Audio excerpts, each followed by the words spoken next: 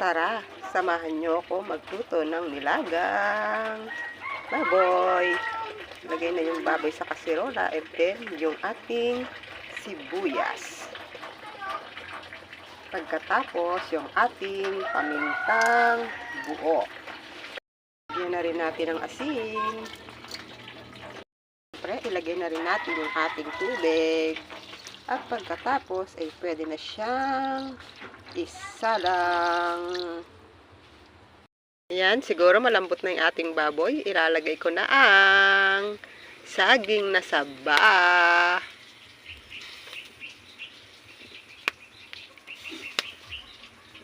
Ilagay ko na yung ating repolyo.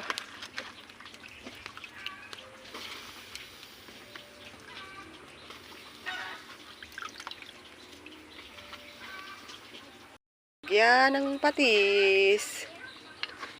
Yan, luto na ang ating nilagang baboy.